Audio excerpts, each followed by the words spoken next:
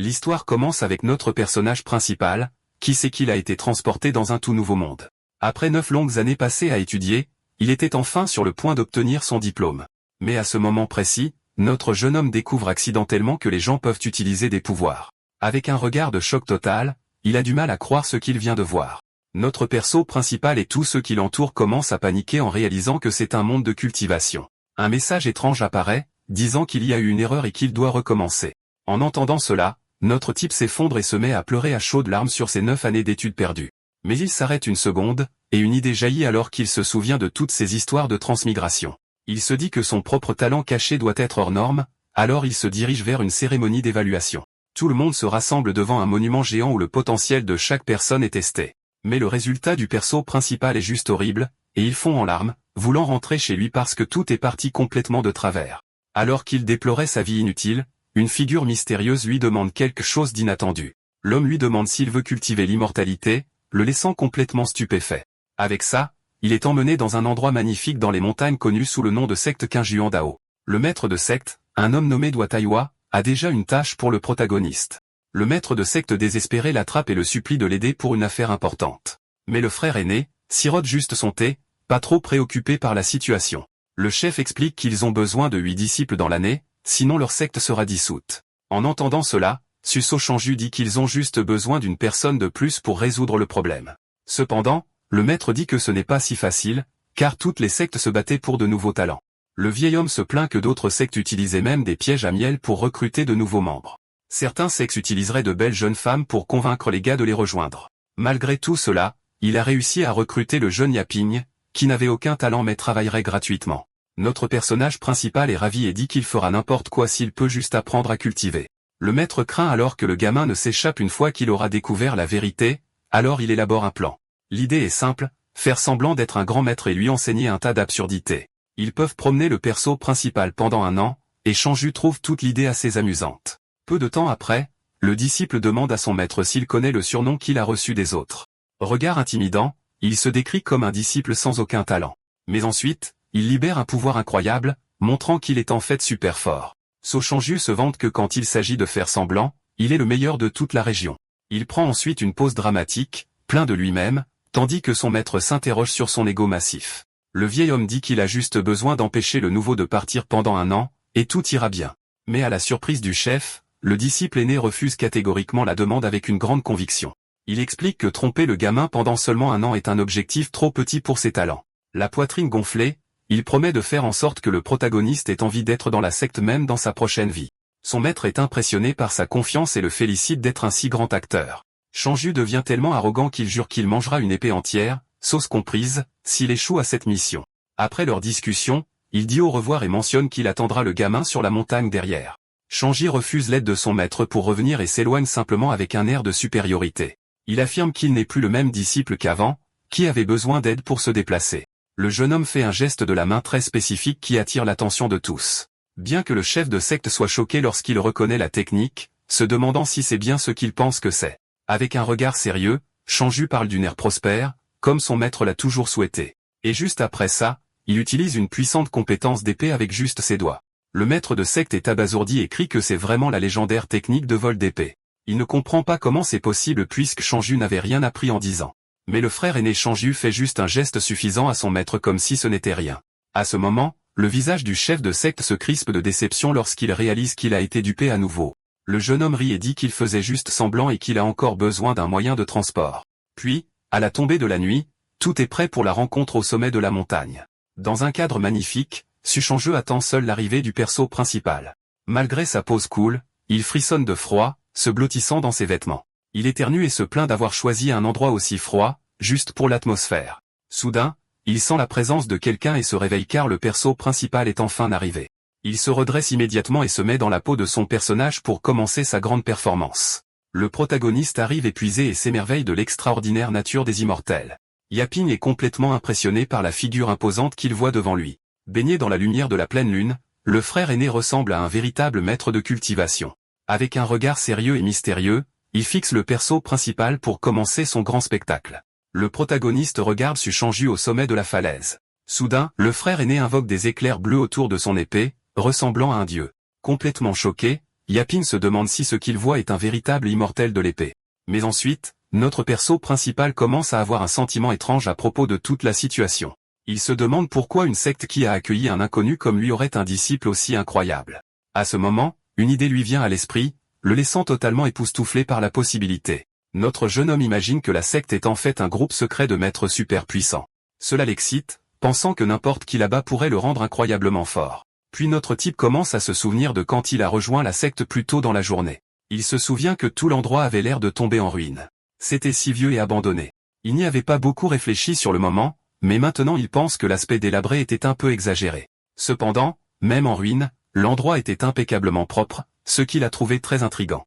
Il rassemble ensuite les pièces du puzzle et réalise que tout était un déguisement pour cacher leur véritable pouvoir. Il est émerveillé et déclare que même pas 3 millions d'immortels ne pourraient se comparer à son frère aîné.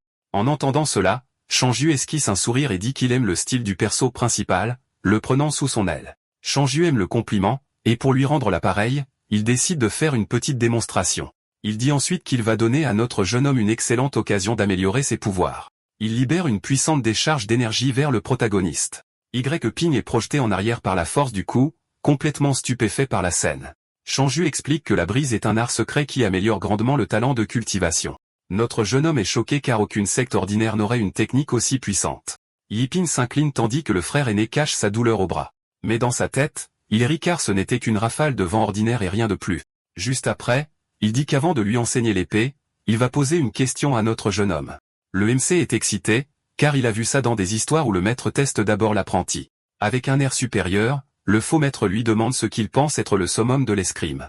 Shangyu jubile intérieurement, prévoyant de dire que toute réponse qu'il donnera sera de toute façon erronée. Yaping devient pensif et prend très au sérieux la question du summum de l'épée. Notre jeune homme pense que la question est incroyable et parfaitement adaptée à leur situation actuelle. Il est sûr qu'il est en présence d'un maître et se demande comment répondre à quelque chose d'aussi profond. Il pense alors que la réponse ne peut pas être simple, alors il décide d'être très prudent. Après une heure entière, notre MC réfléchit toujours, ce qui agace beaucoup son frère aîné. Intérieurement, Shangyu se plaint qu'il va mourir de froid à attendre le débutant à cet endroit. Il répond finalement que le summum de l'épée est un seul brin d'herbe qui peut trancher le soleil et la lune. En entendant cela, Shangyu est complètement abasourdi par la réponse incroyablement exagérée de l'enfant. Le concept d'un simple brin d'herbe devient quelque chose d'extrêmement puissant dans son esprit. Notre jeune homme imagine un seul brin d'herbe avec le pouvoir de traverser les cieux et les étoiles. Cela laisse Shangyu bouche bée car même lui n'aurait pas pu trouver une ligne aussi impressionnante. Il est allé trop loin. Ping demande si sa réponse était offensive de quelque manière que ce soit. Mais intérieurement, le frère aîné adore la ligne et décide qu'il va l'utiliser lui-même à l'avenir. Alors il agit comme un maître et dit que le MC vise un peu trop haut pour le moment. Pour aider, Shangyu dégaine son épée et dit qu'il va faire quelque chose pour notre jeune homme. Puis, d'un mouvement rapide, il crée une marque d'énergie sur le sol devant lui. Il dit qu'il a laissé une marque d'épée là pour que le protagoniste puisse étudier la technique. Il explique que la marque contient l'intention d'épée la plus forte et qu'il sera de retour dans 7 jours. Sur ce, notre MC est ravi, maintenant certain qu'il a rejoint une secte de maîtres. Shangyu s'enfuit joyeux comme tout, disant qu'il doit trouver les autres pour continuer le spectacle. Bientôt, il trouve une fille assise sur un rocher au milieu d'une forêt de bambous. La jeune femme lui demande alors ce qu'il pense du talent du nouveau frère cadet. Elle se retourne, révélant ses beaux traits alors qu'elle attend la réponse de son frère aîné. Mais il la gronde pour avoir espionné, et elle prétend qu'elle était juste curieuse de la situation. À ce moment-là, Shangyu a l'idée de tester ses nouvelles compétences d'acteur sur sa sœur cadette. Il change ensuite de sujet, et la fille est confuse quant à ce qui se passe. Avec l'air d'un grand maître, il lui demande si elle connaît le summum de l'escrime. Elle est perplexe et demande pourquoi il soulève cela tout d'un coup. Il déclare alors que le summum de l'épée est d'utiliser un brin d'herbe pour trancher le soleil et la lune. La jeune femme est impressionnée par ces mots, et ses yeux brillent d'admiration. Elle complimente ses talents d'acteur, et Shangyu prend une pause fière. Après ce moment ludique, il redevient sérieux et dit qu'elle doit maintenant répondre à sa question. Il veut savoir combien de temps elle pense qu'il faudra aux débutants pour comprendre l'intention de l'épée. Il avoue que même lui ne comprend pas cette soi-disant intention d'épée, et sa sœur dit qu'elle non plus. La fille a l'air complètement confuse et n'arrive pas à croire ce qu'elle vient d'entendre. 2 heures plus tard, notre protagoniste est toujours sur la falaise, en train de méditer. Avec beaucoup de sérieux, il s'assoit devant la marque laissée sur le sol pour l'étudier. Mais le MC pense que cela ressemble juste à une fissure et commence à douter de son maître. Il se réprimande alors pour de telles pensées idiotes, se souvenant de toutes les preuves que son frère est un maître. Convaincu, il décide qu'il n'a tout simplement pas assez essayé et se rapproche de la marque. Avec les yeux brillants, il devient super concentré, croyant qu'il va y arriver cette fois. Alors, notre jeune homme continue d'essayer de comprendre le secret derrière cette fissure dans le sol. Soudain, une figure mystérieuse apparaît reflétée dans l'œil du protagoniste. Dans son esprit, un puissant épéiste émerge, entouré d'une aura d'énergie bleue. Cette figure tient une longue épée qui brille intensément d'une puissance incroyable. Et juste après, le guerrier commence à démontrer ses techniques d'épée OMC. Ses mouvements sont rapides et pleins de puissance, laissant le protagoniste profondément impressionné. À ce moment-là, il a l'impression qu'une grande cloche sonne dans ses oreilles alors qu'il a une épiphanie. Il voit 12 mouvements d'épée qui deviennent de plus en plus clairs dans son esprit. Puis, dans sa vision, il commence lui-même à s'entraîner avec une épée brillante. Le MC répète les mouvements encore et encore pour les apprendre.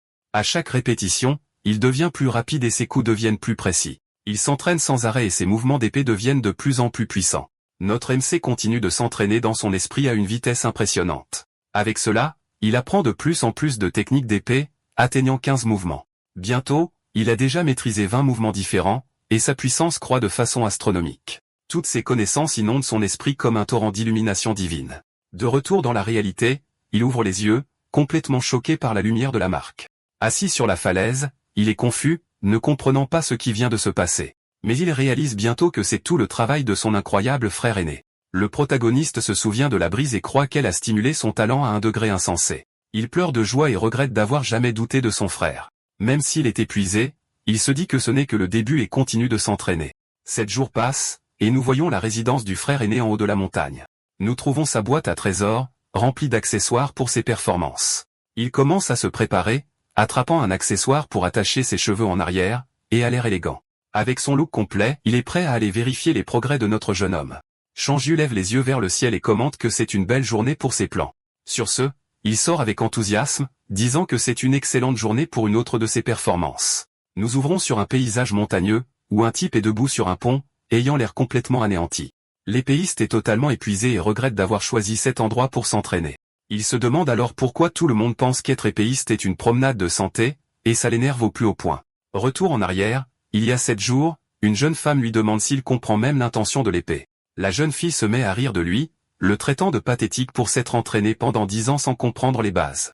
Ça l'énerve, et il lui donne une petite tape sur la tête, lui disant que l'escrime n'est pas si simple. Il explique que sa technique est l'une des 10 meilleures de Kingzhou, et qu'elle était utilisée par un célèbre taoïste. Son art de l'épée est divisé en 4 parties, représentant les saisons, printemps, été, automne et hiver. Quand on lui demande, il dit qu'il a atteint la maîtrise du printemps, et la jeune fille ne semble pas impressionnée. Une carte montre qu'il a à peine commencé, et la jeune femme calcule qu'il lui faudra une centaine d'années pour la perfectionner. Le frère aîné se met en colère contre la jeune fille et crie qu'un jour, elle verra à quel point il peut être fort. Elle se demande alors à quel point il faudrait être talentueux pour comprendre tout cela par soi-même. Le frère aîné ricane à cette idée, disant que la jeune fille ne fait que rêver à quelque chose d'impossible. Il explique ensuite que l'intention de l'épée est ce qui compte, et qu'avec elle, une simple attaque devient mortelle. Mais dans les 10 nations entières, un seul expert a réussi à s'approcher de ce pouvoir, devenant une légende. La jeune fille insiste toujours, demandant ce qui se passerait si quelqu'un parvenait réellement à atteindre ce niveau de puissance. Il dit alors que c'est impossible, car même le plus grand génie en 500 ans ne pourrait pas y parvenir. L'épéiste renforce l'idée qu'il serait impossible de comprendre l'intention de l'épée, et nous revenons au présent. Il arrive enfin à destination et se demande si son jeune frère est déjà réveillé. En regardant sur le côté, l'homme trouve le protagoniste par terre, complètement défoncé. Le protagoniste a l'air de s'être entraîné sans arrêt, avec d'énormes cernes sous les yeux à cause de l'épuisement. En voyant l'état du gamin, son maître est complètement choqué, sans savoir ce qui s'est passé. L'homme plus âgé se rend alors compte que le gamin a pris trop au sérieux une histoire qu'il a inventée pour le motiver. À ce moment-là, l'homme ressent une pointe de culpabilité, pensant qu'il commence à ressembler au méchant de cette histoire. Il décide alors que, pour le bien de la secte, il va simplement faire avec et se rattraper auprès du gamin plus tard. Notre héros remarque alors la présence de son frère aîné et le salue avec un sourire. L'homme lui demande comment se passe son entraînement et lui dit de prendre la pause rapidement. Le disciple dit qu'il a enfin compris et le remercie pour l'opportunité, tandis que l'autre n'arrive pas à y croire. Totalement choqué, le frère aîné demande au protagoniste de répéter ce qu'il vient de dire. Notre héros confirme, disant qu'en incluant ce matin, il a réussi à maîtriser 400 techniques. Face à cette déclaration, l'homme plus âgé reste silencieux, avec un regard d'incrédulité pure. Soudain, il éclate de rire et demande si le gamin se moque de lui, puisqu'il lui a juste dessiné une simple marque. Notre héros est confus par cette réaction et demande pourquoi il reçoit ce rire froid. Le disciple pense alors que pour un vrai maître, 400 techniques ne doivent pas être grand-chose. Il pense qu'avec la chance qu'il a eue et un peu de talent, il aurait dû apprendre 1000 techniques en une seule journée. Avec cela en tête, le jeune homme se met à pleurer, déplorant à quel point il est faible de ne pas en avoir appris davantage. Le maître essaie de consoler le gamin, lui disant qu'il n'a pas besoin de mentir, car il est normal d'échouer avec cette technique. Mais le gamin insiste sur le fait qu'il ne ment pas, et le frère aîné s'agace, lui disant d'arrêter de se vanter. Notre héros se sent triste, pensant que son supérieur le considère comme indigne d'apprendre 400 techniques. Alors, le jeune homme dit que même avec peu de talent, il peut apprendre, parce que 400 n'est pas un grand nombre.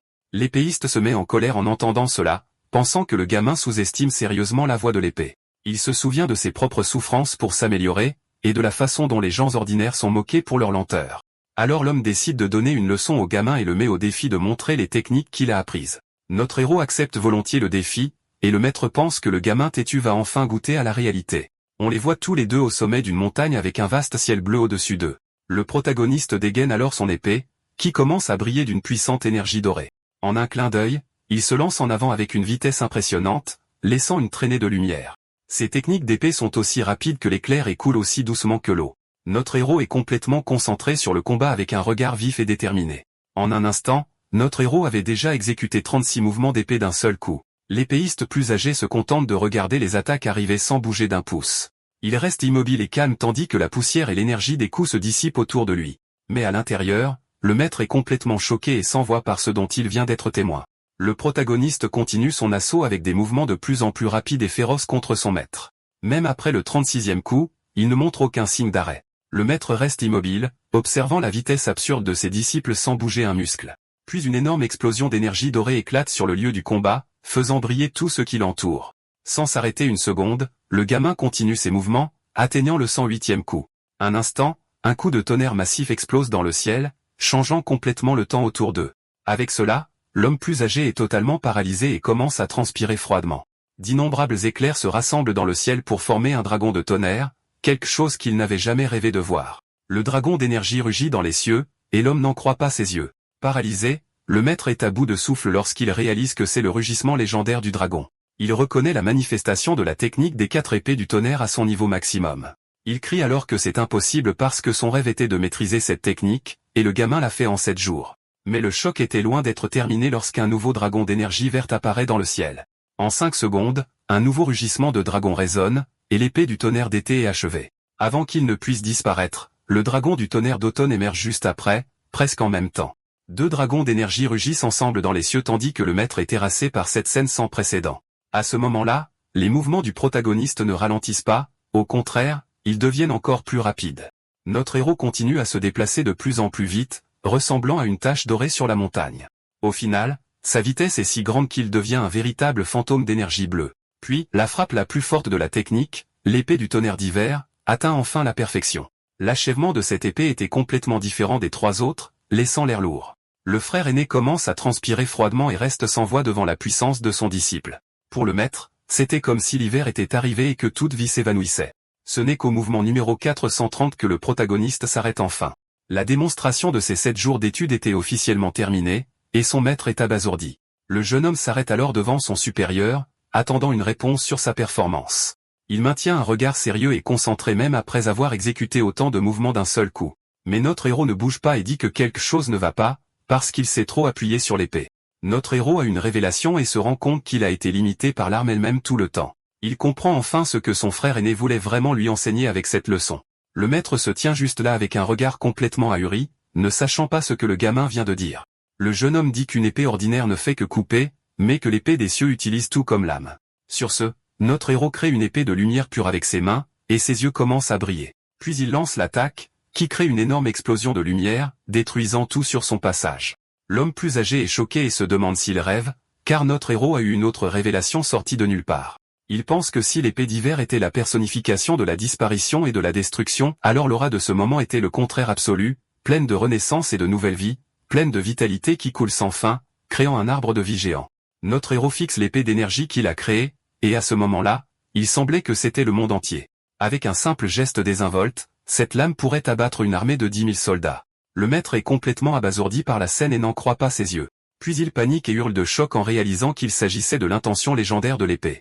Alors que l'aîné paniquait, le jeune homme dissipe simplement toute cette énergie dorée avec un ordre. Mais notre héros est déçu et dit qu'il ne peut plus ressentir ce sentiment de puissance. Il déplore d'avoir une si grande puissance mais dit que son talent est horrible parce que ça n'a pas duré longtemps. En entendant les mots talent horrible, l'épéiste plus âgé se fige, complètement abasourdi. Il se souvient alors que lorsqu'il était enfant, il a vu un souverain de l'épée et a choisi cette voie. Il pense que le jeune homme a éveillé l'intention infinie de l'épée, ce qui fait de lui le plus grand génie du pays. Le protagoniste s'excuse ensuite auprès de son supérieur, en disant qu'il sait que ses mouvements sont plutôt moyens. Dans son esprit, le maître panique, pensant qu'il n'est rien comparé au gamin, mais doit maintenir le rôle. Avec de grands efforts pour maintenir son calme, il convient que les mouvements du disciple étaient assez ordinaires. Il se demande si le gamin est ordinaire, alors qu'est-ce que cela fait de lui? Même avec un tourbillon de pensées dans sa tête, l'aîné maintient une expression sérieuse et calme. Soudain, le maître remarque quelque chose qui brille sur un rocher et demande ce que c'est. Notre héros lui tend un cahier, disant que ce sont des notes de son entraînement, et l'aîné demande à le voir. Avec une expression sérieuse, l'épéiste commence à feuilleter le cahier de son disciple. À l'intérieur du livre étaient écrits des principes profonds sur les mouvements d'épée qu'il avait appris. Lire les mots était comme regarder un ciel étoilé pour la toute première fois. Il reconnaissait chaque mot, mais ensemble, ils formaient un concept aussi vaste que la galaxie. Choqué, il demande si le gamin a écrit ça, et le jeune homme dit que c'était juste une supposition arrogante. Mais à l'intérieur, le maître perd la tête parce qu'il ne comprend rien et se demande comment notre héros a tout saisi sorti de nulle part. Il pense à la façon dont il s'est entraîné pendant une décennie et n'a fait qu'effleurer une technique que le gamin a maîtrisée en 7 jours. Pour aggraver les choses, le jeune homme a également atteint l'intention infinie de l'épée, ce qui le fait se sentir comme un déchet complet. Essayant de se ressaisir, l'aîné dit au disciple de continuer à s'entraîner, et qu'il sera de retour dans quelques jours. Voyant l'expression de son supérieur, notre héros pense qu'il l'a trouvé impitoyable, et qu'il va le virer. Désespéré, le protagoniste saisit son maître et le supplie de ne pas être abandonné, car il a finalement été accepté quelque part. Il se souvient que pendant 6 mois, personne ne voulait de lui, parce qu'il n'avait pas de racines spirituelles. Le protagoniste pense alors qu'il est impossible qu'il ait appris tout cela simplement en regardant le ciel. Sur ce, notre héros devient déterminé à ne pas perdre cette chance, croyant que tout le monde dans la secte est un maître. Pendant ce temps, à la résidence du maître de la secte, l'endroit semble plutôt paisible et isolé. Là, le chef de la secte se détend, sirote du thé et admire les fleurs de son jardin. Mais soudain, quelqu'un arrive en courant et en criant désespérément que quelque chose de terrible s'est produit. Le nouveau venu est le maître de notre héros, et le chef de la secte demande pourquoi il est si agité. L'épéiste dit alors que le rêve de son supérieur pourrait se réaliser, parce que la secte est sur le point de produire un dragon. En entendant le mot dragon, le chef de la secte est complètement choqué, les yeux grands ouverts. Le maître de la secte est confus et interroge son subordonné sur ce qu'il voulait dire par dragon. Il explique que le nouveau disciple, qui a commencé à partir de zéro, a déjà maîtrisé toute la technique de l'épée en 7 jours. L'aîné dit que ce n'est pas une blague, mais son disciple montre le phénomène dans le ciel comme preuve. Le maître de la secte admet alors à lui-même qu'il pensait que c'était juste un expert de passage.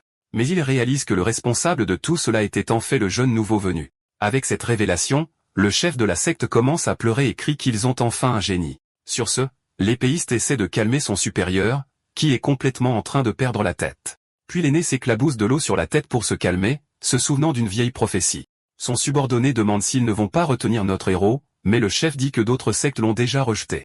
Il continue en disant que la cultivation est une question de destin et que les grandes sectes sont très dangereuses. Le maître dit qu'il lui dira la vérité lorsque la secte grandira, et que le jeune homme pourra choisir sa propre voie. Convaincu, l'épéiste dit qu'il comprend tout et qu'il suivra la décision de son supérieur. Le lendemain, le chef de la secte se détend, profitant de son après-midi de congé. Mais soudain, son moment de paix est interrompu par un disciple avec de mauvaises nouvelles. L'épéiste réapparaît et crie désespérément que quelque chose d'énorme s'est produit. Le chef de la secte fait une tête très étrange. Pensant qu'il s'agit de recouvreurs de créances, il essaie de s'enfuir, disant que la secte est désormais entre les mains de son disciple. Le maître arrête de courir et est confus, se demandant si c'est autre chose alors. Il se met alors en colère et gifle son subordonné pour avoir paniqué et failli lui provoquer une crise cardiaque. Après la confusion, la scène change pour une vue magnifique de la secte au sommet d'une montagne. Maintenant plus calme, le supérieur demande quel est le problème, et l'épéiste lui tend un papier à lire.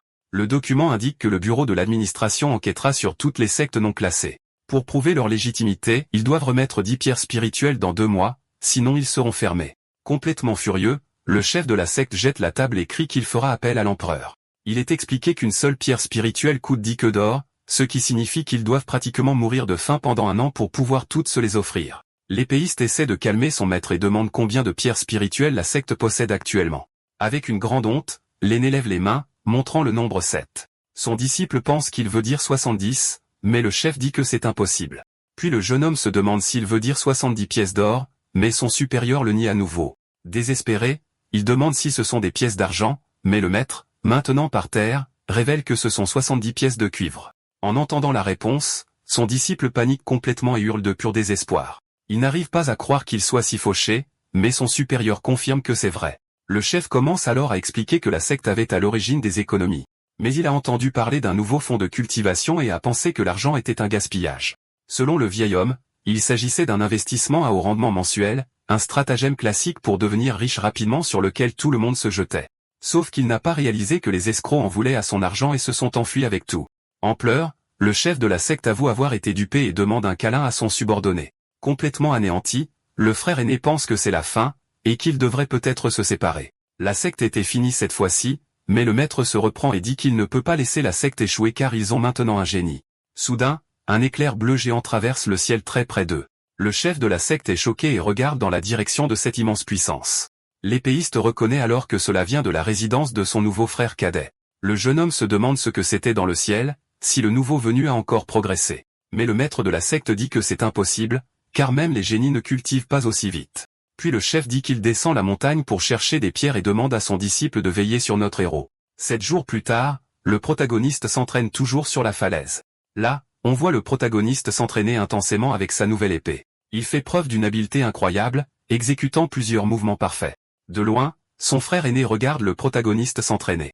Il est choqué par les progrès du gamin et admet que le phénomène était réel. L'épéiste pense alors que la pression de voir un tel talent est tout simplement trop forte. À ce moment-là, notre héros remarque son aîné et le salue avec grand respect. Le jeune homme dit qu'il a appris les 1460 mouvements. Le frère aîné devient tout émotif et commence à pleurer.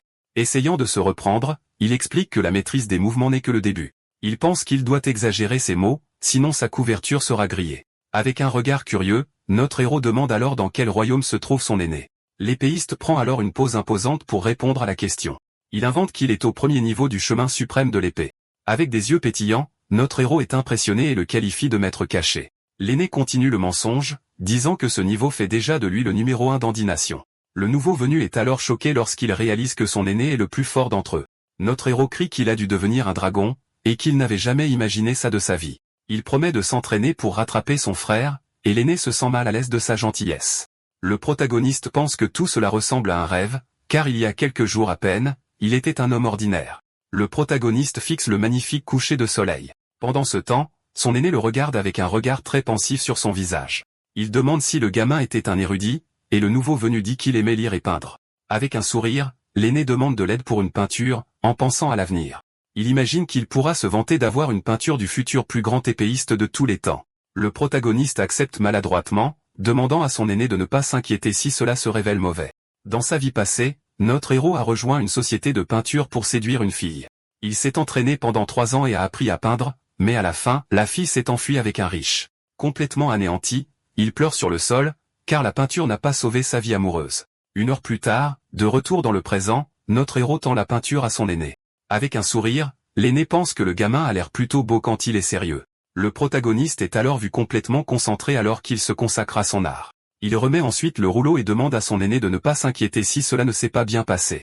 Son frère aîné lui dit de ne pas s'inquiéter et commence à dérouler la peinture pour voir. Mais en voyant la peinture, ses yeux s'écarquillent de pur choc devant ce qui est dessiné. Sur le rouleau, une peinture à couper le souffle est révélée, montrant le frère aîné lui-même. Il est choqué par l'œuvre d'art, qui représente la lueur du crépuscule couvrant tout le ciel. La chaîne de montagnes Qingjin ressemble à un véritable paradis avec des fleurs et des arbres. À ce moment-là, il remarque que le réalisme de la peinture est impressionnant dans ses détails. Mais ce qui ressort le plus dans le dessin, c'est la figure de lui-même au centre de l'œuvre. Avec juste un profil latéral, la peinture capture l'aura puissante d'un immortel de l'épée. Le dessin est si vivant qu'on dirait que le personnage est sur le point de sortir du cadre. Ne cesse de faire l'éloge de la peinture, disant que son seul défaut est qu'elle ne peut absolument pas capturer toute sa beauté radieuse.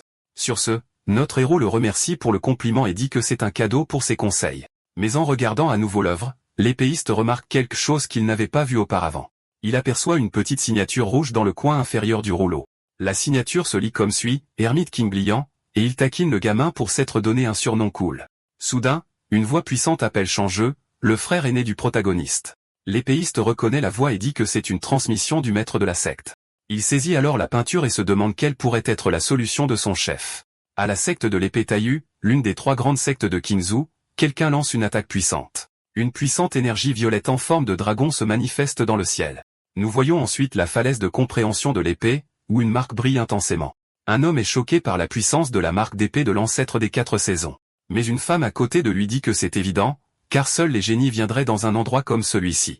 Soudain, la marque sur le rocher libère une vague d'énergie puissante sur tout le monde. À cet instant, un jeune homme blond crie de joie car il a enfin compris la technique. Il tire ensuite l'énergie de la falaise et la concentre dans sa main avec un sourire sur son visage. L'un des cultivateurs est choqué de voir que Soeng a atteint la grande réalisation de l'épée. La jeune femme commente que c'est un génie pour avoir fait en un an ce que d'autres font en 3 ans. De loin, les anciens de la secte observent les progrès du disciple. L'un des maîtres félicite son collègue d'avoir un disciple aussi talentueux dans la secte. Le maître de Soeng sourit avec fierté mais feint la modestie quant à la réussite du jeune homme. Puis un autre aîné aux cheveux roux dit qu'il est trop tôt pour célébrer. Il poursuit en disant que ses propres disciples n'ont pas encore progressé car ils se retiennent. L'aîné Arié se met en colère face à la provocation et crie. Mais un 3e maître intervient, leur disant de ne pas se battre car le chef a donné un ordre. Les 2 autres regardent alors avec curiosité, voulant connaître le plan du chef de la secte. L'homme explique que les 10 premiers de la conférence recevront un prix spécial. En entendant cela, les 2 anciens sont complètement choqués par la révélation. Le prix est un jeton pour entrer dans la tour de l'épée Texian et relever ses défis. Avec un sourire narquois, le maître de Xin dit que son disciple obtiendra certainement une place. Mais son collègue l'avertit de ne pas se réjouir trop tôt, car la honte serait grande s'il perdait. L'autre rit et parie que si quelqu'un de l'extérieur des 3 sectes gagne, il nettoiera les latrines. La scène revient ensuite à la secte Qingjian, à la résidence du maître de la secte. À l'intérieur, le chef de la secte est vu en train de parler avec le frère aîné de notre héros. Avec un regard confus, l'épéiste demande alors quelle est la solution pour gagner de l'argent. Le maître révèle alors la solution au problème financier de la secte, un tas de déchets. Indigné, le frère de notre héros demande s'ils vont vraiment gagner de l'argent avec ces ordures. Eux avec un sourire. Le chef explique que ce sont les plus beaux trésors du sexe, et qu'ils vont les vendre. L'épéiste refuse de subir cet embarras, mais son maître l'attrape et le supplie de l'aider. Soudain, l'aîné aperçoit le rouleau et l'arrache des mains de son disciple. Le chef dit que la secte est en faillite et qu'ils vendront aussi le tableau, pour aider. Sur ce, les 2 arrivent en ville et se rendent directement au magasin de prêt sur gage Liquet. À l'intérieur, un employé enthousiaste les accueille et les invite dans l'établissement. Le vendeur demande s'ils sont là pour acheter ou vendre, et le maître dit qu'il a des articles de luxe. Excité, le jeune homme demande à jeter un coup d'œil au trésor qu'ils ont apporté. Mais en ouvrant le sac, le sourire de l'employé disparaît et il ne voit qu'un tas d'ordures. L'expression de l'évaluateur change complètement, et il a un regard de dégoût. En feuilletant l'un des livres, il trouve une photo d'une femme en tenue très légère. Le type du magasin devient rouge vif de honte à cause du contenu du livre. Désespéré, le maître crie que c'est le mauvais article et qu'il ne peut pas être vendu. Le frère de notre héros demande à emprunter le livre, et son maître accepte sans problème. Alors, le vendeur offre 10 pièces d'or pour toutes les ordures, ce qui choque le maître. Le chef de la secte se fâche et essaie de négocier, mais l'employé se fiche de la qualité de l'article. L'aîné essaie alors de descendre à 8 pièces, mais la réponse du jeune homme est un non catégorique. Désespéré, l'aîné offre 5 pièces et dit que c'est son prix final. Profondément embarrassé, le frère de notre héros n'en peut plus et leur demande de partir. À ce moment-là, le vendeur remarque le rouleau et demande à jeter un coup d'œil au tableau. En voyant le papier, l'employé le reconnaît et se demande pourquoi ils font semblant d'être pauvres. Le chef de la secte est choqué et demande ensuite si ce papier est vraiment cher. L'évaluateur confirme, disant que le papier seul vaut plus de 10 pièces d'or. En analysant le rouleau de plus près, il remarque une signature rouge qui brille de 1000 feux. En lisant le nom sur la signature, l'expression du jeune homme se transforme en pure terreur et étonnement. Il appelle ensuite l'un de ses assistants pour parler en privé de l'article. Le maître de la secte est complètement désemparé par la réaction soudaine de l'employé. Pendant ce temps, le chef observe les 2 chuchoter dans le coin. Le collègue demande ensuite s'il est sûr, et l'évaluateur confirme qu'il n'y a pas d'erreur. Avec une attitude complètement différente, le jeune homme sourit et leur demande d'attendre un instant. Le maître et son disciple sont déconcertés par le changement, mais acceptent d'attendre. Après 1 heure, l'employé revient et dit que son patron a confirmé la valeur de l'œuvre. L'épéiste essaie de dire la vérité, mais son maître l'empêche de ruiner l'affaire. Voyant sa chance, le chef montre 5 doigts et dit que c'est son offre finale. Il rit ensuite intérieurement, réalisant qu'ils ont complètement mal compris le tableau. L'évaluateur a l'air pensif pendant un moment en analysant la proposition de l'aîné. Son apprenti le traite de cupide, mais l'aîné dit que tout cela fait partie de la stratégie. À la surprise générale, l'employé accepte l'offre de 5000 pièces d'or. Le chef était sur le point de célébrer sa stratégie, mais lui et son disciple sont stupéfaits par le montant. Les yeux grands ouverts, l'aîné n'en croit pas ses oreilles et demande au jeune homme de répéter. L'évaluateur confirme alors calmement que l'offre était de 5000 pièces. Les deux deviennent alors suspicieux et demandent si le type se moque d'eux. Il les assure ensuite que leur magasin est sérieux et ne plaisante jamais sur les affaires. L'épéiste est choqué et se demande comment un dessin anodin de son frère pourrait valoir autant d'argent. Il murmure ensuite au maître d'accepter l'offre avant qu'il ne change d'avis, car la secte serait sauvée. Mais avec une expression sérieuse, le maître dit qu'il y a eu un malentendu et que la valeur réelle est de 50 000 pièces. Complètement choqué, l'épéiste crie sur l'aîné et lui demande s'il a perdu la tête. L'employé du magasin est stupéfait et demande si le maître veut vraiment 50 000 pièces. L'aîné confirme, disant qu'il n'acceptera pas une seule pièce de moins. Anxieux, le frère de notre héros supplie mentalement son maître d'avoir du bon sens pour une fois. Il se demande quel genre de tableau fou pourrait valoir autant d'argent. À la surprise des deux, l'évaluateur se met à rire et loue leur confiance. Il dit que le propriétaire du magasin avait raison et qu'ils ne sont pas des amateurs. Le jeune homme suggère alors qu'il parle ouvertement du prix. Il explique que pour une œuvre de l'ermite de Chinglian, la valeur n'est pas impossible à payer. Le chef de la secte et son disciple sont complètement stupéfaits par ce qu'ils viennent d'entendre. Ils n'arrivent pas à croire qu'un montant aussi absurde soit réel. À ce moment-là, l'aîné panique intérieurement parce qu'il vient de lâcher un nombre au hasard. Le maître désespère, se demandant comment un dessin pourrait valoir autant. Il prend une profonde inspiration et essaie de rester calme pour ne pas faire capoter l'affaire. Sa nouvelle stratégie est de poursuivre la conversation pour obtenir plus d'informations. Avec une posture complètement différente, le maître agit comme s'il savait tout. Il révèle ensuite que d'autres magasins ont également reconnu l'artiste. Le vendeur poursuit l'explication, disant que le nom d'ermite Chinglian n'est plus un secret. Il est déjà devenu très célèbre parmi les experts en art. Même s'il n'est apparu que récemment, il est déjà considéré comme le plus grand érudit du pays. Sa calligraphie est considérée comme une œuvre d'art parfaite et unique. L'employé dit également que ses compétences en peinture sont encore plus incroyables. La passion dans chaque coup impressionne tous ceux qui voient ses œuvres. Le jeune homme leur dit que dans tout le pays, de nombreuses femmes sont tombées amoureuses de sa poésie. Elles sont enchantées, admirant ses rouleaux et ses peintures. Beaucoup passent des nuits blanches à imaginer à quoi ressemble l'artiste. Ils rêvent de l'homme de génie derrière tant de talent et de mystère. Même les érudits les plus fiers ont cédé à son génie. Ils essaient tous d'imiter et d'analyser ses œuvres pour apprendre du maître. Le style unique de l'ermite a fini par provoquer une révolution culturelle dans l'art. C'est dommage qu'il ait disparu sans laisser de traces avant que le monde ait pu le connaître. L'employé poursuit en disant que le monde n'a jamais eu la chance de voir son visage. Le seul dommage est qu'il ait disparu avant que ses œuvres ne soient découvertes. Il explique que les érudits valorisent la réputation, mais l'artiste l'a traité comme de la poussière. Cette attitude lui fait honter, en même temps, le remplit d'admiration. Le maître et son disciple transpirent à grosses gouttes, n'en croyant pas leurs oreilles. L'aîné réalise alors qu'il parle du protagoniste, son apprenti. Le jeune homme confirme que l'histoire est exactement comme il l'a entendue ailleurs, mais il prévient que comme il s'agit d'un portrait, la peinture a un défaut majeur. Le frère de notre héros se sent mal à l'aise, car il pensait que sa propre beauté ajoutait de la valeur à la peinture. Il se sent complètement idiot d'avoir pensé cela et est embarrassé. Avec une aura sombre, le maître attire l'attention de son disciple. L'aîné lui rappelle que le prix de l'œuvre d'art sera désormais bien inférieur à ce qui était prévu. En colère, l'évaluateur se lamente que des dizaines de milliers de queues soient parties à l'eau. Il est furieux qu'un simple portrait ait autant d'évaluer le chef-d'œuvre. Les yeux de l'aîné rougeoient, et il dit qu'il a envie de manger quelqu'un vivant. Son apprenti lui dit de se calmer pour ne pas se faire démasquer. Le maître se ressaisit et dit au type d'arrêter de tourner autour du pot et de leur donner un prix. Le magasin propose alors 10 000 car la peinture n'est pas un paysage. Sans hésitation, le chef de secte accepte l'offre sur le champ. Il dit que le jeune homme a l'air digne de confiance et lui demande d'apporter l'argent rapidement. Après avoir enfin conclu l'affaire, les deux quittent le magasin et retournent en ville. Le soleil brille de mille feux alors qu'ils marchent dans les rues animées. L'apprenti demande alors pourquoi son maître n'a pas essayé un autre magasin.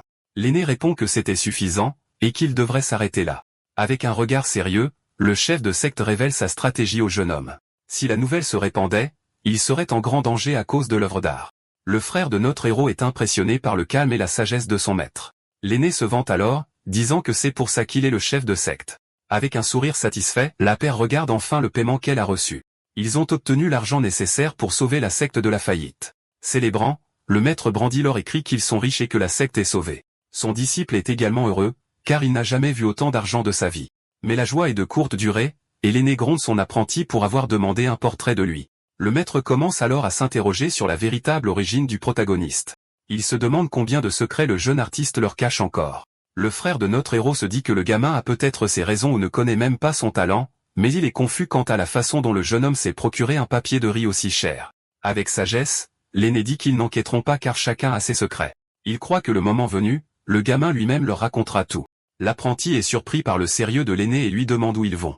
Il pensait que le maître essaierait d'obtenir plus de peinture de son jeune frère. Avec un sourire rusé, le chef de secte dit qu'il va faire un grand cadeau à son disciple. Il veut récompenser le jeune homme pour avoir aidé à sauver la secte de la faillite. Puis les deux arrivent devant un pavillon géant et d'aspect imposant. L'endroit semble très important et est entouré d'une aura mystérieuse. Choqué, l'épéiste réalise le plan de son maître, et reste sans voix. Il demande alors si l'aîné a vraiment l'intention d'entrer dans le pavillon d'origine. L'apprenti se demande si son maître n'en fait pas un peu trop, car c'est le magasin le plus cher de toute la ville de Bago. Mais l'aîné lui dit de ne pas avoir peur, car l'argent a été gagné par le jeune frère et lui assure qu'il sait ce qu'il fait dans les moments importants. L'aîné croit que le sexe futur dépend entièrement du protagoniste, et que leur succès est entre les mains de ce jeune génie. L'épéiste insiste sur le fait que l'endroit est absurdement cher, alors son maître lui montre les billets de banque avec un sourire confiant sur le visage. Puis l'aîné ordonne à son apprenti d'arrêter de parler et d'agir comme un homme riche, disant que la confiance est la clé pour paraître puissant. En entrant, ils sont accueillis par deux très belles femmes, qui les invitent dans le mystérieux pavillon d'origine. Avec cela, le maître est complètement rouge et émerveillé par l'endroit, pensant que c'est ainsi que vivent les riches, le comparant aux prêteurs sur gage. Un préposé demande s'ils veulent des outils magiques ou des manuels, et le chef de secte dit qu'il veut les meilleurs et demande le prix. La femme dit que les manuels de première classe coûtent 100 000 queues, mais heureusement il y a une réduction de 30% car c'est l'anniversaire du magasin.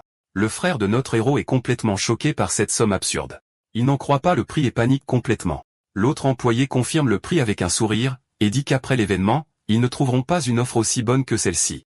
Dévasté, le jeune homme se sent comme un pauvre, et réalise que le monde des riches est quelque chose qu'il ne peut même pas imaginer correctement. Le maître dit à son apprenti d'arrêter de paniquer et d'avoir du courage, mais le jeune homme murmure que leur argent ne couvrira même pas un seul ensemble. Le frère de notre héros demande à la femme le prix d'un seul volume d'introduction, et cette question laisse le chef de secte très confus. L'employé est surpris et demande s'il est sûr, l'avertissant que n'acheter que le volume d'introduction est complètement inutile. L'épéiste lui dit de ne pas s'inquiéter de son utilité, et la femme l'avertit que le magasin n'accepte pas les retours, alors il redemande le prix. Murmurant, le maître pense que c'est fou de dépenser autant d'argent, mais son apprenti lui rappelle l'incroyable capacité d'apprentissage de notre héros.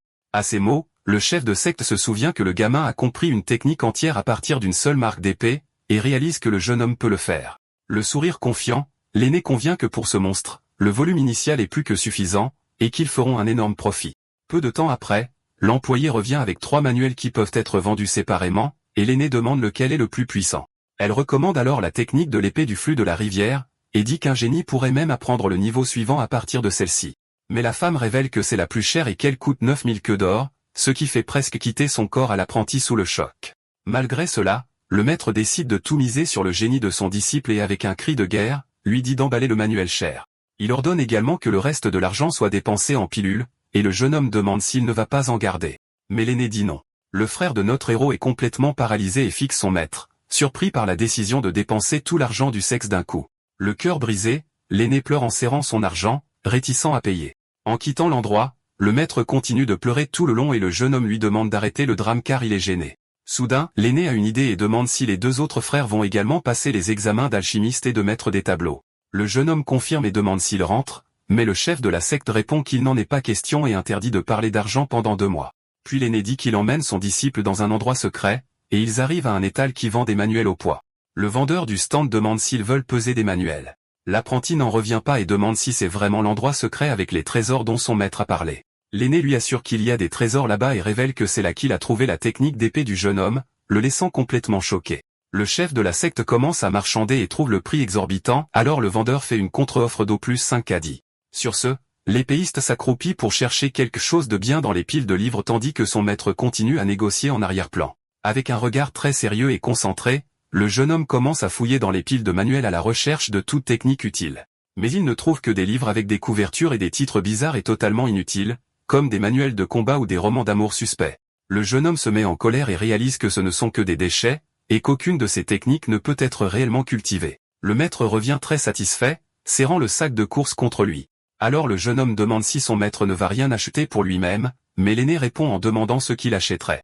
Avec un sourire, l'aîné dit qu'il n'est qu'un vieil homme, et que son bonheur est de voir ses disciples et la secte bien se porter. Le jeune homme pense que l'attitude de son maître est un peu ringarde, et l'aîné se met en colère et menace de le punir s'il n'apprend pas la technique en 7 jours.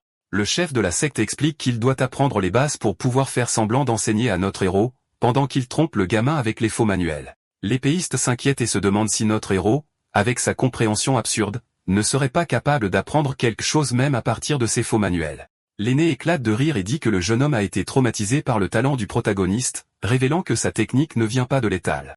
Il explique que les livres de l'étal sont basés sur de vraies techniques, mais ne sont finalement que des histoires sans valeur pratique. Montrant des livres pour enfants, il dit que cela ne ressemblerait jamais à une technique de cultivation et ne tromperait qu'un novice comme notre héros. Le jeune homme demande pourquoi il a dit qu'il donnerait les livres aux autres, et le maître révèle que c'était une blague, et qu'il les utilisera pour la décoration. L'aîné rit fort à l'idée que quelqu'un apprenne de ses déchets et jure qu'il mangerait les livres si cela arrivait. L'épéiste suggère alors de piéger le protagoniste en lui faisant faire une autre peinture pour résoudre le problème de l'autre frère. Le chef soupire car il y a déjà pensé, mais se sent mal de traiter notre héros comme un arbre à argent, même si la secte a besoin de se développer. C'est pourquoi l'aîné déteste les dilemmes moraux. Il devient très irrité et décide d'y penser plus tard. Alors il change de sujet et ordonne à son apprenti d'enseigner à notre héros pendant 2 mois pour une conférence sur l'épée, ce qui choque le jeune homme. L'apprenti est complètement choqué par la nouvelle de la conférence et demande si son maître est sérieux. Il panique et avertit que le protagoniste n'a pas de pouvoir interne, et que c'est un vrai combat jusqu'à la fin. Le jeune homme se souvient qu'il a participé avant, même avec de la chance, à peine atteint le top 500, pensant que notre héros va se faire écraser. Le maître dit qu'il expliquera plus tard et lui dit de mentir aux autres, en disant qu'ils ont seulement récupéré l'argent qu'ils ont perdu. Nous retournons à la montagne derrière où notre héros pratique l'escrime. Nous voyons le protagoniste s'entraîner intensément avec son épée, créant plusieurs rayons de lumière dorée dans l'air. Le frère aîné pleure d'envie, car notre héros a déjà appris l'élan de l'épée en très peu de temps. Sur ce, notre héros remarque la présence de son frère aîné et le salue, lui demandant ce qu'il fait là. L'épéiste s'approche alors et demande si l'entraînement à l'épée n'est pas devenu un peu ennuyeux ces derniers temps. Avec un sourire, le protagoniste dit que non, car il s'améliore chaque jour, donc il ne s'ennuie jamais. Cette réponse laisse le frère aîné complètement sans voix, et il se demande si c'est même une réponse humaine.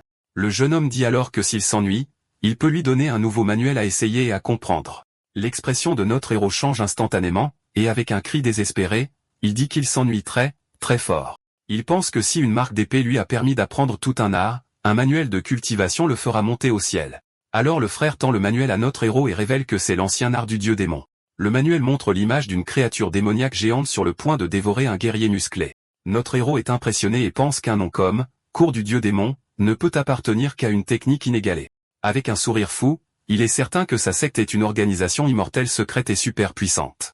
Le frère aîné invente alors une histoire selon laquelle il a trouvé le manuel dans d'anciennes ruines, et que son origine est un mystère. Il dit que puisque notre héros a une mauvaise racine spirituelle, se concentrer sur le corps est la meilleure option pour devenir plus fort. Mais à l'intérieur, l'épéiste panique à cause de son propre mensonge. Il dit rapidement au revoir et s'en va, pensant à s'échapper avant que son frère ne découvre que le manuel est un déchet. Le jeune homme est fier de son plan parfait et a hâte de faire semblant d'être à nouveau un grand maître. Alors que la nuit tombe, nous voyons la silhouette du protagoniste sur le pic, s'entraînant avec son épée. Il continue son entraînement intense et se souvient de la nouvelle technique qu'il a acquise, l'ancien art du dieu démon. Le gamin pense que le nom est génial et bien plus cool que sa technique précédente, et il a hâte de commencer. Mais notre héros sait que pour apprendre quelque chose de nouveau, il a besoin d'une concentration totale et ne peut pas diviser son attention. Il décide donc de se contrôler et de renforcer sa technique actuelle avant de commencer la nouvelle. La scène nous emmène ensuite à la résidence de Shang-Yu, le frère aîné du protagoniste, haut dans une montagne. Là, l'épéiste s'assoit en position du lotus et se prépare à enfin étudier la vraie technique qu'il a achetée. Avec une concentration totale, l'épéiste commence à étudier la nouvelle technique d'épée qu'ils ont acquise dans la ville. Mais bientôt, il tombe dans un désespoir complet, car il ne comprend pas une seule chose du manuel super cher. Dans son esprit, notre protagoniste visualise une rafale de différents mouvements d'épée. Ses coups sont incroyablement rapides et précis alors qu'il continue à s'entraîner sans arrêt. Après une demi-journée d'effort, notre jeune homme maîtrise enfin la technique de l'épée de tonnerre. Complètement épuisé, notre garçon prend une profonde inspiration après l'intense séance d'entraînement. Il pense alors qu'il ne reste plus qu'à maîtriser la partie la plus difficile de la technique. Même si son supérieur n'a rien dit, il comprend qu'il ne peut pas précipiter les choses. Notre MC se dit que le manuel lui a été donné au moment idéal pour l'empêcher de prendre de l'avance. Avec un sourire, il croit que son frère aîné est un véritable génie stratégique. Après cela, notre jeune homme commence à lire le manuel qui lui a été donné. Le livre se révèle être l'ancien art de raffinement du corps du dieu démon. Il parle d'un être vénérable qui a atteint l'unité avec l'univers. Il découvre qu'il s'agit d'une méthode de cultivation du corps, différente de la cultivation spirituelle. Cette technique promet le pouvoir de briser toute la création d'un seul coup de poing. Le but ultime est d'imiter les dieux et les démons pour créer un corps divin. Complètement abasourdi, notre protagoniste est émerveillé par la qualité incroyable de cette technique. Il découvre que cette méthode nécessite des souffrances cruelles et ne peut être maîtrisée que par quelqu'un ayant une immense volonté et sagesse. Avec un sourire déterminé, il pense que la cultivation sans défi n'est pas amusante, et que son passé de nerd total va enfin payer. Il passe ensuite au contenu principal, mais est confus lorsqu'il voit un bonhomme allumette adoptant une pose super bizarre. À l'intérieur du livre, il y a une illustration de raffinement du corps qu'il doit étudier attentivement. Notre garçon comprend la logique de la pose, mais est complètement gêné par son aspect ridicule. Malgré l'embarras, il décide de tenter le coup et commence à imiter la pose bizarre sous la lumière du soleil. Rouge de honte, il essaie de se convaincre que son aîné ne lui mentirait pas. Sur ce, notre héros se dit de se concentrer et se remplit de détermination, croyant qu'il peut maîtriser la technique. On voit le pavillon des rouleaux d'encre dans la nation Jin. À l'intérieur, un homme demande à une femme aux cheveux blancs si son brouillon est prêt, car la date limite approche. La fille s'agace et dit au type de lui lâcher les baskets, car elle se dépêche déjà. L'homme se plaint que son livre s'est vendu à moins de 3 exemplaires et suggère qu'elle écrive quelque chose de plus simple et de plus direct. Furieuse, la jeune femme lui dit de l'écrire lui-même s'il est tellement contrarié puisqu'elle aime ce genre d'histoire. Changeant de sujet, elle demande ce qu'il a découvert concernant la requête qu'elle a faite. La fille est super excitée par la nouvelle et a hâte d'aller enfin à l'académie et de rencontrer des gens intéressants. 3 jours se sont écoulés, et notre jeune homme continue son entraînement au sommet de la falaise. Mais l'effort est si grand qu'il finit par avoir des saignements internes à force de se pousser trop fort. Avec un regard fatigué, il se plaint d'avoir craché du sang 3 fois déjà et de n'avoir toujours rien compris. Il se souvient alors que le manuel dit que les talentueux comprennent du premier coup et se demande s'il est vraiment si mauvais. Même épuisé, notre garçon refuse d'abandonner et décide d'essayer une fois de plus avec toute sa persévérance. À partir de ce jour, il augmente son entraînement à 11 heures par jour avec seulement 1 heure de repos. Avec un regard de pure détermination, il jure qu'il n'abandonnera pas tant qu'il n'aura pas maîtrisé cette méthode de cultivation. Il commence alors à penser que plus la méthode est simple, plus sa signification est profonde. Le nom de la technique est observer les cieux, et il se demande si cela signifie observer tout ou avoir une vue globale. Il se souvient d'un livre sur les 3 yeux, vision mortelle, vision céleste et vision du Dharma. Notre jeune homme se souvient que l'œil du Dharma permet de percevoir les sens et les lois de toute chose. Il décide alors qu'il doit atteindre un niveau supérieur et percevoir les sens de toute chose. Avec cela en tête, il se concentre complètement sur la compréhension de l'essence et des lois de l'univers. Les mots observer les cieux et œil du Dharma se connectent dans son esprit. Ses yeux brillent intensément, et avec une expression calme, il semble enfin comprendre. Observant le paysage doré, notre jeune homme dit qu'il comprend maintenant un peu la technique. Il dit que les gens ordinaires regardent le ciel et ressentent son immensité, mais ils ne comprennent pas ce qu'il est vraiment. Avec un regard de révélation, il crie que le manuel signifie que tout le monde a déjà un démon, un dieu en soi. Notre jeune homme se traite alors d'idiot pour avoir presque échoué à atteindre une illumination qui était si proche. Ainsi, notre héros comprend qu'il n'a pas besoin de regarder les cieux, mais plutôt de regarder au fond de son propre cœur pour le découvrir. Il se concentre sur la recherche dans les profondeurs de son âme pour trouver son propre démon, Dieu. Une douce brise passe près de lui à ce moment-là, et soudain, les yeux de notre protagoniste s'écarquillent. Devant lui, une immense créature avec de multiples bras émerge au milieu d'un paysage de flammes pures. Les yeux de notre garçon brillent alors qu'il comprend enfin que c'est son dieu démon intérieur. À l'Académie des 10 Nations, il y a des gens qui ont l'air assez louches. L'un des personnages secondaires avec un sourire effrayant croit que c'est un signe que les cieux ne les ont pas abandonnés. Cependant, un autre type le gronde, lui disant de se ressaisir parce qu'il ressemble plus à une graine de démon. L'autre personnage secondaire dit qu'il n'y a pas de raison de s'exciter car les signes célestes ne sont jamais précis. Et pour être sûr, il serait préférable d'attendre et d'observer pendant un certain temps. Le type avec les dents irrégulières dit que si c'est vraiment de l'or, il ne pourra pas rester caché. Pendant ce temps, l'étoile continue sa course dans le ciel nocturne, brillant plus que tout autre. Maintenant, dans le palais impérial du Grand Chia, une femme informe Sa Majesté que les étoiles ont changé. La jeune femme se demande alors ce qui se passerait si cette personne divine apparaissait en dehors de leur royaume. L'empereur aux cheveux roux est resté assis sur son trône, l'air assez calme face à la situation. Avec un regard féroce, il leur ordonne de capturer cette personne, car tout dans ce monde appartient à son empire. Dans les plans des bêtes gelées, la même étoile filante traverse le ciel nocturne. Sur la glace, une bête monstrueuse aux dents acérées est allongée alors que la neige continue de tomber. Soudain, un guerrier aux cheveux blancs apparaît devant une créature, la portant par sa défense. On a un gros plan de l'homme musclé, qui a l'air de venir d'une tribu sauvage ou peut-être même d'un démon. Il esquisse un sourire et trouve la naissance d'une personne avec un pouvoir divin assez intéressante. Le guerrier dit alors que les démons comme lui devront travailler 2 fois plus dur à cause de cela. Après cela, nous sommes emmenés à la résidence de Shangju, qui se trouve au sommet d'une montagne lointaine. Là, l'aîné de notre héros se sent malade à force de lire un livre et de ne rien comprendre. Il jette le manuel par terre et se demande quel genre de maniaque a créé une méthode de cultivation aussi difficile. Mais il se calme et pense que peu importe s'il ne peut pas maîtriser la technique. Il a des flashbacks de son patron, qui paniquerait probablement s'il pensait que le livre était un faux. Avec un regard déprimé, il se plaint que le fichu prêteur sur gage ne le laisse pas tranquille à cause de la dette. Regardant le ciel, il soupire sans comprendre ce qui ne va pas chez lui ces derniers temps, et voit cette étoile filante traverser le ciel. Il dit qu'à chaque minuit, il devient super mélancolique et se demande si c'est ce que l'on ressent avec la dépression. Fumant sa pipe, il se demande alors quel est le vrai sens de la vie de toute façon. On voit cet homme être observé depuis la falaise alors que quelqu'un l'observe. L'observatrice est une jeune femme qui se demande ce qui est arrivé à son aîné pour qu'il regarde les étoiles. Elle se demande alors si quelque chose l'inquiète et demande l'avis du deuxième aîné, Chouluchin. L'homme répond que c'est à cause du mauvais talent du bleu et que leur aîné n'a aucune patience. Sur ce, il décide que demain il enseignera au bleu et donnera à son frère une leçon sur la façon d'être un bon modèle. De retour à notre jeune homme, on revoit l'image du dieu démon à plusieurs bras dans son esprit. Le visage de la créature est comme celui d'une statue de Bouddha, avec ses yeux brillants au milieu du feu. Pendant ce temps, notre garçon continue de méditer sous le ciel étoilé, complètement concentré sur sa découverte. Avec ses yeux brillants, il comprend enfin que c'est sa propre technique unique de cultivation du corps. Il garde son esprit concentré devant l'immense créature qui représente sa force intérieure. La créature le tient dans la paume de sa main, et sa présence est si puissante qu'il est presque impossible de la regarder. Les yeux du dieu démon s'ouvrent, et une lumière intense illumine complètement notre jeune homme. Avec cela, un flot d'informations sur la cultivation entre directement dans l'esprit de notre protagoniste. De retour dans le monde réel, notre garçon continue de méditer sous le ciel nocturne, entouré de montagnes. Soudain, il ouvre les yeux, qui brillent maintenant d'une intense lumière bleue montrant son illumination. Il se lève et comprend l'art ancien qui utilise le ciel comme un marteau, et la terre comme une forge pour raffiner le corps. Cette technique est divisée en 5 étapes différentes, allant d'un démon mineur à un dieu ancestral. Actuellement, la méthode qu'il a apprise est le chapitre du démon mineur, Dieu, qui renforce déjà considérablement le corps.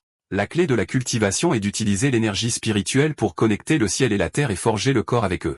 Mais le processus est très dangereux, car le corps se brise et se reforme à plusieurs reprises, nécessitant une immense volonté.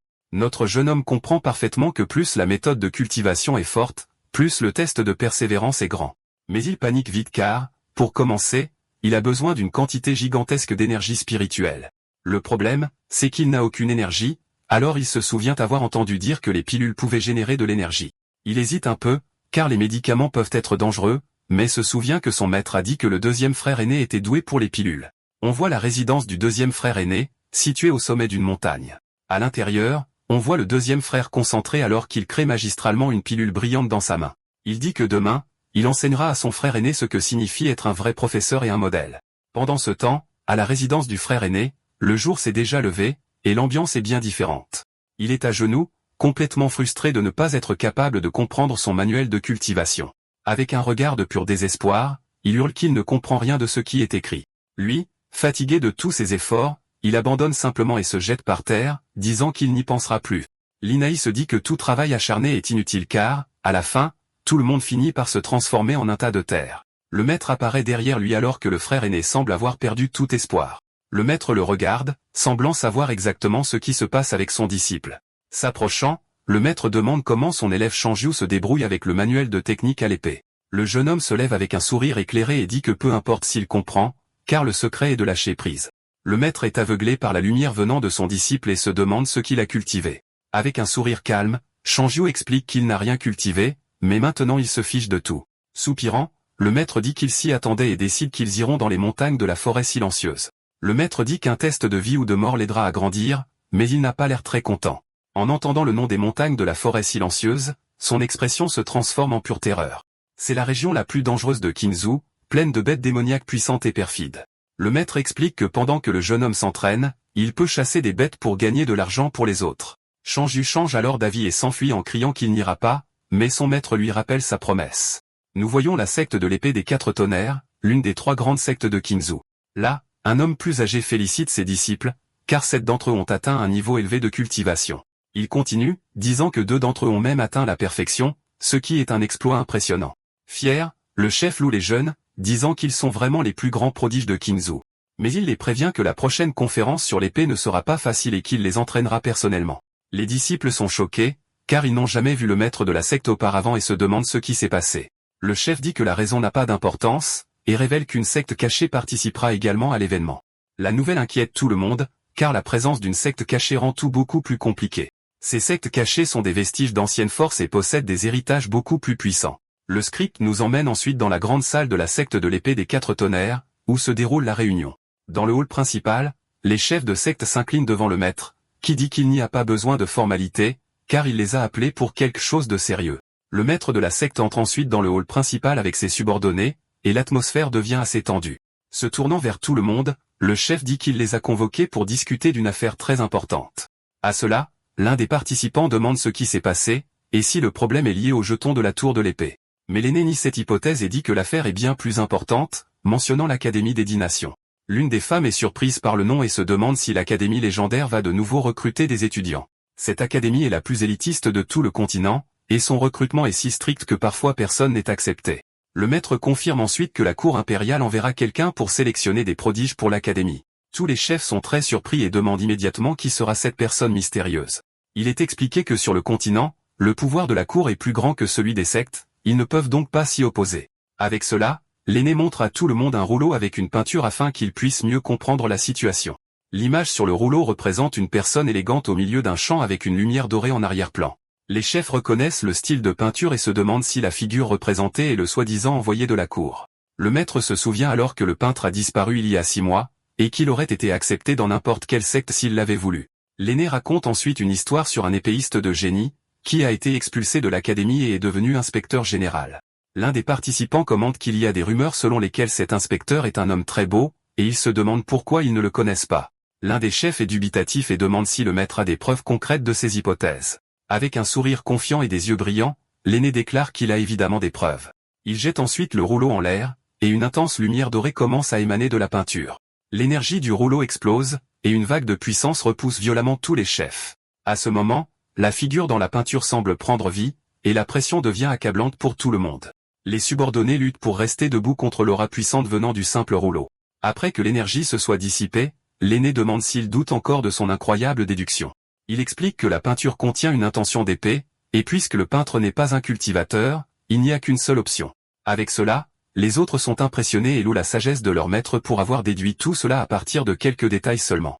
Le chef de la secte sourit avec arrogance et dit, « Bien sûr, il avait raison parce qu'il est juste si intelligent. » Il révèle également que l'inspecteur est excentrique et échange des trésors contre des choses simples pendant ses voyages. L'un des participants est d'accord, et un autre demande s'il devrait essayer de plaire à cet homme puissant. Mais le maître l'interdit, car une telle ruse bon marché ne ferait que gagner le mépris de quelqu'un à ce niveau. Pensant à lui-même, le chef se vante de sa sagesse et se demande ce que ferait la secte sans lui. Nous revenons à notre protagoniste, qui médite seul sur la montagne la nuit. Il décide que l'art du dieu démon est trop risqué, alors il préfère se renseigner sur les pilules. Juste à ce moment, une voix familière l'appelle frère Junior, et il se retourne surpris. L'homme se présente comme son deuxième frère aîné et dit de l'appeler Luchin. Notre protagoniste est choqué, car il ne s'attendait pas à une visite personnelle de son aîné. Il s'incline rapidement par respect et le salue formellement. Luchin explique que leur frère aîné est occupé, alors il est venu lui enseigner l'alchimie. Notre garçon se sent mal à l'aise et demande si la raison est que son talent est considéré comme faible. Son frère le réconforte et lui dit de ne pas se décourager, car avoir peu de talent pour l'épée n'est pas tout. Avec un regard déterminé, notre jeune homme promet qu'il s'entraînera dur pour être reconnu. Le frère aîné lève alors un doigt et commence à rassembler son énergie pour une technique. D'un geste de la main, un énorme chaudron apparaît. Le chaudron géant flotte dans le ciel, l'impressionnant. Regardant notre MC, il dit que la discussion est terminée et qu'il est temps de commencer l'alchimie. Les yeux de notre jeune homme brillent d'excitation, et il accepte avec beaucoup d'enthousiasme.